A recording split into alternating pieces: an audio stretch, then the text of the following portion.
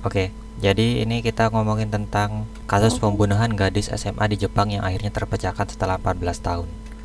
Kronologi, hari itu 5 Oktober 2004 di kota Hatsukaichi, Prefektur Hiroshima, seorang gadis SMA berumur 17 tahun bernama Kitaguchi Satomi, korban, pulang dari sekolah jam 2 siang. Lebih cepat dari jam pulang sekolah di Jepang biasanya dikarenakan ada ujian akhir semester. Sepulang sekolah, dia memutuskan untuk tidur siang. Tetapi sebelum itu Satomi memberi pesan kepada adiknya untuk membangunkan dia jam 4 sore karena ada Ini jadwal lebih lengkap kerja ya. part-time. Oh iya, lebih detail.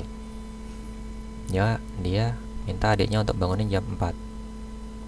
Satomi kemudian menuju kamarnya. Oh, rumahnya kayak gini. Apa gimana? Satomi kemudian menuju kamarnya. Rumah keluarga ini unik. Kamar Satomi berada di lantai 2 sebuah bangunan. Bangunan B. Di situ. Oh, yang ini. Bangunan B ada mataharinya ini. Terus Mm-mm. di lantai 2. Di rumahnya Mm-mm. yang letaknya memisah dari bangunan utama, bangunan A, yang ini. Sekitar jam 3, adik dan nenek Satomi mendengar teriakan dan suara langkah turun tangga. Mereka dari bangunan A langsung bergegas menuju bangunan B. Mm. Dari ini ke sini. Mm-mm. Adik dan nenek Satomi kemudian melihat Satomi sudah bersimbah darah di depan gengkang, entrance ala rumah Jepang. Pas masuk pintunya itu biasanya Mm. bersimbah darah. Bersama seorang laki-laki yang tidak dikenal dengan berdiri menggenggam pisau. Loh, berarti Berarti neneknya juga lihat. Iya iya oh kan, neneknya oh. juga ditusuk. Masa ditusuk nggak lihat? Ah, Oh iya. siapa itu? Loh, tapi Siapa itu? kan Terus gak kelihatan. adik sama neneknya berarti Berarti adiknya juga barengan. oh oh. Udah lanjut dulu baca threadnya. Pria tersebut kemudian langsung menyerang adik dan nenek Satomi. Oh, adiknya juga diserang. Mereka langsung Hmm. mencari, mereka langsung berlari kabur, tapi sayangnya nenek mereka bisa dikejar pria tersebut lalu ditusuk 10 Oh, kali di bagian punggung dan perut. buset. Namun sang nenek masih bisa berusaha menelpon polisi sebelum akhirnya kehilangan kesadaran. Wah, Cus, cus, cus. Berarti wah. kok bisa pas 10 gitu? Dia hitung tuh, wah, gak 4, 6, 4, 9, 10. Ya itu kurang lebih kayak gitu mungkin loh. Mungkin kan ada bekasnya juga. Oh iya mungkin. Kan sama tahu Beberapa kan, bakal. kalau bisa pas 10 itu kan tuh, wah, gak 4, 6, 7, 7, 8, Oh, 9. Oke, satu lagi 10 gitu kan. Biar pas. pembunuhnya mikir dulu. Ada yang berhasil kabur berlari tanpa alas kaki sejauh 30 meter menuju gardening shop dan meminta tolong. Sayangnya saat polisi dan tim rescue datang, pria tersebut sudah tidak ada di TKP. Ya iyalah, masa menungguin. Fakta-fakta yang ditemukan. Tidak ada harta yang hilang dan tidak ada sobekan pada baju korban. Polisi memastikan bahwa kasus ini bukan kasus pencurian penganiayaan. Ditusuknya di mana sih gak ada sobekan pada baju korban? Apa sobekan kayak ditarik-tariknya gitu? Korban dikenal anak yang jujur, berperilaku baik. Orang-orang di sekitar sangat yakin dan mengatakan tidak mungkin ada yang menaruh dendam kepada korban. Motif pelaku tidak diketahui. 3. Di kamar korban ditemukan pemutar musik yang masih menyala dengan earphone dicolokkan. Bukti bahwa korban panik dan langsung bergegas keluar kamar. Ditemukan juga jejak sepatu pelaku, sidik jari, dan DNA pelaku dari lantai 2. Pelaku mengajar korban sampai ke bawah tangga kemudian menusuk korban di depan gengkang. DNA-nya dari mana ya? Rambut. Terdapat 10 tusukan di tubuh korban, yaitu di bagian leher dan dada. Tidak ada tusukan di punggung dan tangan. Leher dan dada. Mati. Buset. Yang 10 ini ke neneknya apa ke Kitaguchinya? Enggak tahu lah. Setelah Satomi dan neneknya dilarikan ke rumah sakit, Satomi dinyatakan meninggal karena kehabisan banyak darah, sedangkan neneknya bisa diselamatkan. 3 hari setelah kejadian, polisi mengumumkan sketsa wajah pelaku yang didapatkan dari informasi dari adik korban. Diketahui bahwa pelaku berumur kurang lebih 20 tahun dengan tinggi sekitar 165 cm, badan berisi, mata sipit, rambut kecoklatan, dan terdapat seperti bekas jerawat di wajah. Ini kalau pakai Scarlet Whitening, jerawatnya hilang ini bekasnya. Buset. Diselipin promosi.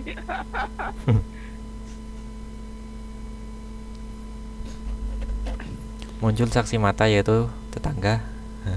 Muncul saksi mata yaitu tetangga yang mengaku melihat orang yang mirip sketsa pelaku berkeliaran di dekat TKP dan menaiki motor aneh. Motor aneh itu motor yang kayak gimana? Enggak tahu anehnya buat orang Jepang gimana. Iya, kayaknya motor-motor di Indonesia jauh lebih aneh. Bener-bener. Dari jejak sepatu pelaku, diketahui bahwa pelaku langsung menuju ke kamar korban. Kemungkinan pelaku adalah orang yang mengetahui desain rumah korban. Lalu, atau orang yang pernah memasuki kamar korban. Berarti ini kalau jadi yang neliti ini harus sok tahu banget gitu. Harus ngeluarin kesok tahuannya semua. Dari waktu yang singkat namun terkumpul informasi yang begitu banyak, semua menyangka pencarian pelaku berjalan dengan baik dan tinggal menunggu waktu ditemukannya pelaku. Tetapi agaknya kasus ini tidak kunjung menunjukkan perkembangan. Bulan Maret tahun 2008, 3,5 tahun setelah kejadian, oh iya, polisi mengumumkan akan memberi reward uang 3 juta yen, sekitar 380 juta rupiah kepada siapa saja yang menemukan informasi untuk penangkapan pelaku. Polisi yang mengumumkan. Tetapi tetap saja polisi tidak kunjung mendapatkan informasi yang kuat. Sampai kemudian kasus ini diberi label kasus yang belum terpecahkan, dan kemudian sering dibahas di buletin elektronik, di TV show, dan lain-lain, lalu menimbulkan berbagai spekulasi. Ini video salah satu TV show Jepang yang mengundang mantan FBI datang ke Jepang hanya untuk mencoba memecahkan kasus. Ada gambaran kronologisnya juga.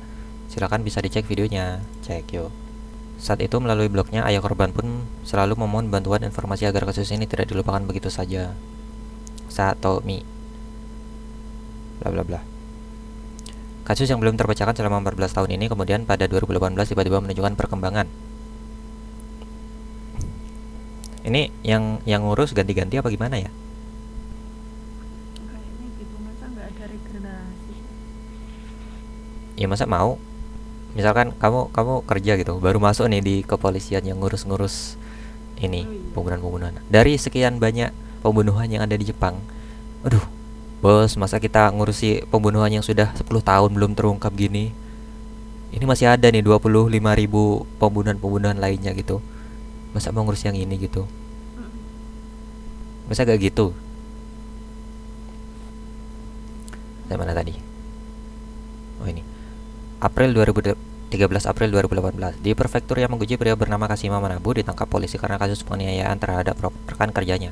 Setelah diperiksa polisi, diidentifikasi sidik jarinya dan dicocokkan dengan database. Kemudian muncullah kenyataan yang sangat mengejutkan. Oh, jadi si Kashimanya ini menganiaya rekan kerjanya, terus dicek-cek gitu, terus tiba-tiba ini sama kayak yang dulu gitu, atau dari sistemnya tiba-tiba titit terdeteksi gitu nggak tahu. Ya kan ada datanya biasanya. Itu kan ini sudah berapa tahun ini tadi, sudah 14 tahun. Masa kalau datanya dokumen kertas gitu kan?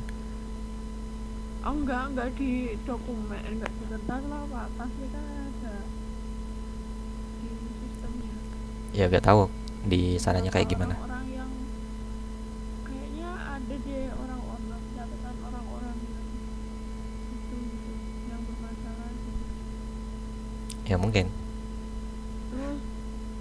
Terus taunya apa, kalau kita bikin SKCK taunya nggak pernah berurusan dari kantor polisi, kayak gimana Nggak tahu. kalau nggak dari data-data gitu? Ya mungkin. Ternyata sidik jari Kashima cocok dengan sidik jari yang ditemukan di lokasi kasus pembunuhan 14 tahun yang lalu. Lalu investigator mengambil DNA Kashima dan mencocokkan dengan DNA pelaku yang diambil dari kuku korban pembunuhan. Kukunya jatuh. Saat itulah kecurigaan berubah menjadi keyakinan. Kukunya kenapa gitu? Ada kotoran kuku yang jatuh atau gimana? Setelah diinterogasi, Kashima mengakui kejahatannya. Saat itu dia merasa putus asa lalu melakukan kejahatan. 3 Mei 2018, Kashima ditangkap kembali atas percobaan pembunuhan nenek Satomi. 13 April, 3 Mei. Pada 24 Mei, Kashima dituntut atas kasus pembunuhan dan percobaan pembunuhan. Jadi ini udah di ini kamu yang dulu ya?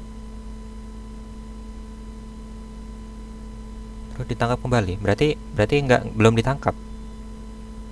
Berarti dilepas. Terus mau membunuh neneknya.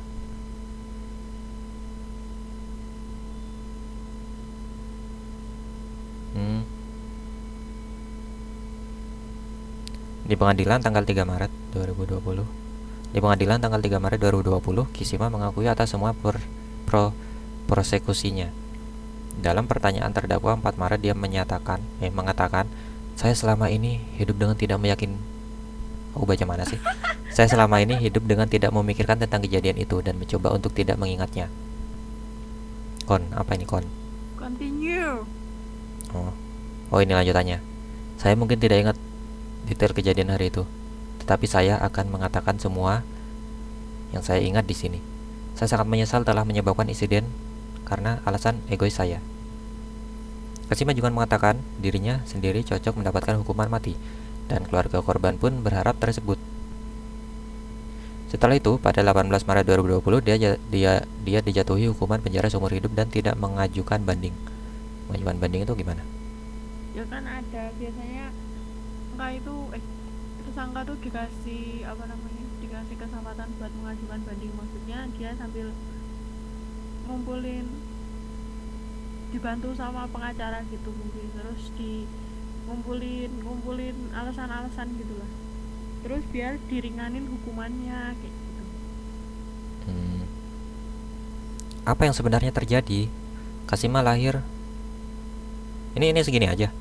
Masih ada bawahnya show replays. Yang ini. Apa yang ini? Itu. Apa yang sebenarnya terjadi? Kashima lahir di kota Shimonoseki, Prefektur Yamaguchi pada 1983. Setelah lulus SMA, dia bekerja di perusahaan pengerjaan logam. Dia bekerja dengan disiplin setiap hari dan tanpa terlambat. Namun, pada 4 Oktober 2004, Kashima yang saat itu berumur 21 tahun, pagi itu terlambat bangun untuk bekerja. Dia berpikir dia akan dimarahi sambil masih berbaring di tempat tidur. Dia berpikir dengan waktu yang lama dan mulai merasa benci. Dia berpikir dengan waktu yang lama dan mulai merasa benci berangkat bekerja. Gimana sih aku bacanya? Dia berpikir dengan waktu yang lama dan mulai merasa benci berangkat bekerja.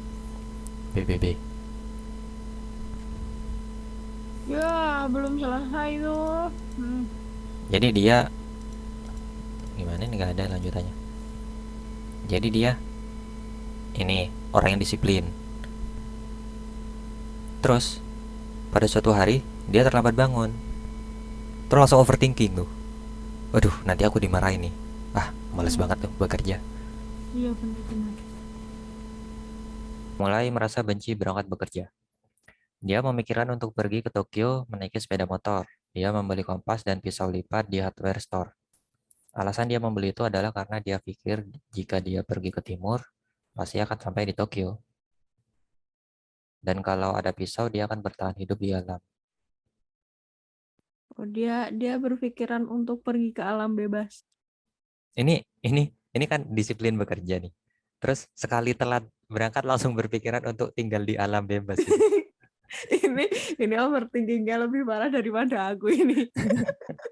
Lebih parah daripada orang-orang di Indonesia yang dikit-dikit pengen healing ke Bali nih. Langsung pengen bertahan hidup di alam loh.